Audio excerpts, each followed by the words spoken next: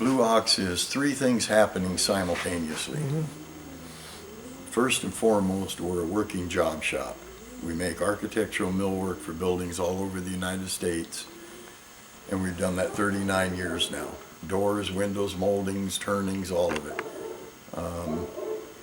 But being a job shop means that we don't make a product line. Everything we make is made to order. Secondly, we're open for tours because of the age of our equipment we use. Our newest piece of equipment is the bandsaw that you saw when you first walked in here, and that's a 1948 Moke. And we have that to show the world that we're high-tech too. And it goes back to 1866. Our tender is an 1866 H.B. Smith. And then lastly, we are a school, and we have 24 high school age students. These are youngsters that would not otherwise be in school, and we've done this program for 12 years now. We just finished our 12th year. We got the program started when about 20 years ago, a counselor came down here. Actually, she called me on the phone out of the blue. Now think about this. You're running a millwork shop, and a counselor from a junior high school calls you and introduces herself and says, we have this little boy, 13 years old, and I'm losing him through the cracks, and there's nothing I can do about it.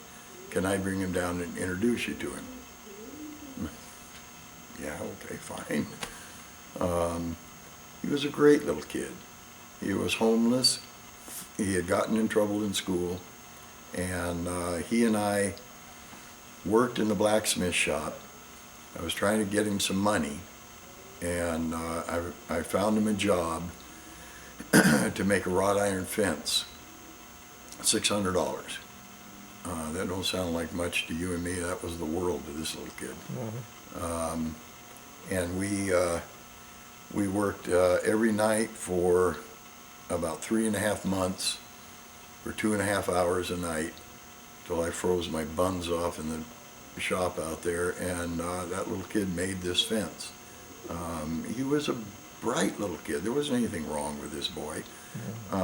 For instance, we made, we had to make an S curve for this fence. We made 4 S curves. I just picked steel up off of the ground, and we made we made S benders, and we bent the curves. He didn't like that one. We tried again. He didn't like that one. We tried again. He didn't like that one. On the 4th try, he liked it. He said, "That's a nice curve. That will fit this fence. I like that." I said, "Okay, Brad, we got a problem. The problem is we have no idea how long that piece of steel was when we started. We cannot duplicate this because we don't know how long that original piece, we just were picking pieces of steel up off of the floor here."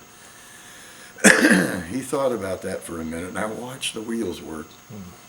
Pretty soon he went and got a piece of wire, and he put the piece of wire on that S curve and wrapped it all around that S curve and grabbed the other end of it, put it in the vise, straightened the wire out, got my tape measure, pulled it, and he said, that piece of steel is 36 inches.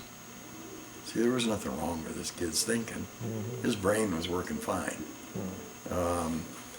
And we went ahead and made the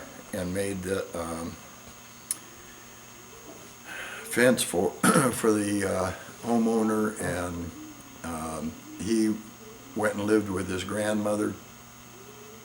So he got his home situation figured out. That worked out okay, and then about 2 months into it, the counselor came down here, and Brad took the counselor on a tour and showed her everything, and then she went and got the principal, brought the principal down here, had Brad take the principal and the counselor on the tour. He showed her everything, and they let him back into school. And that little boy did indeed graduate from high school.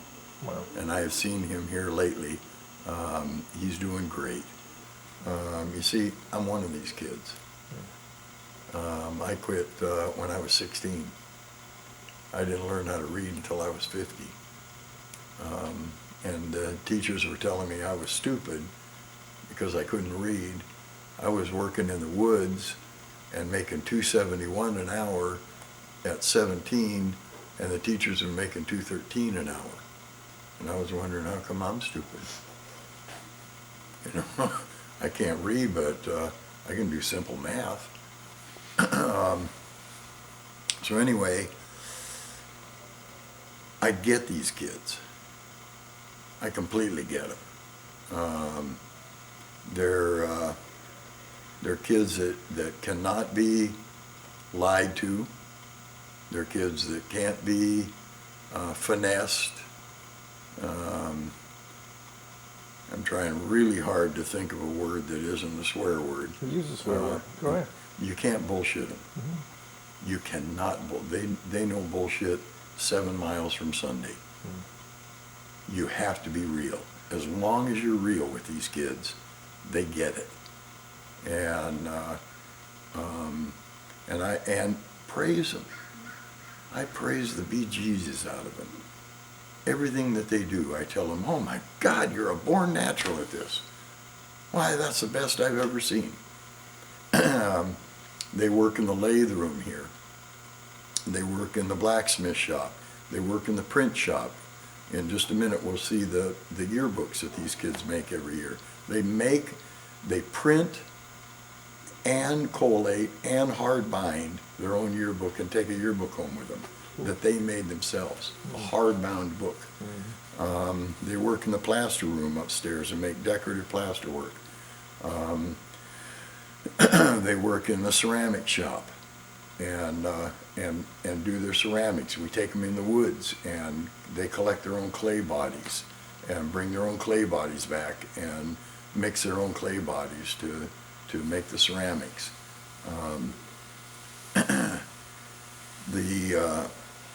The point of all this is that these kids are interested. You just got to make the problem interesting enough. That's all you got to do. There isn't anything wrong with them. You just got to make life interesting enough that they get involved. Now, wouldn't some people say, "Oh, don't they want high tech? Why would they want to work, with old machinery and old tools and stuff?" Does anybody say that to you? Oh yeah, all the time. I tell the kids, there's 2 kinds of jobs, only 2 in the whole world. In the whole world, there's 2 kinds of jobs. There's a job that you take a shower before you go to work in the morning, and there's a job that you take a shower when you come home from work at night. And the world needs both of us. We have to have both for the world to go around. So give it a break. Who's going to build the blockbuster videos? Who's going to build the next Carson Mansion? Who's going to build the Victorian buildings of the future? The ones that we ooh and ah over. We have to have both. We got to have the craftsman and we got to have the white collar worker. And neither, it's not good or bad or anything else. It just is. It is what it is. And you can make a right fine living being a craftsman. Working with these and working with this, you can make a right fine living.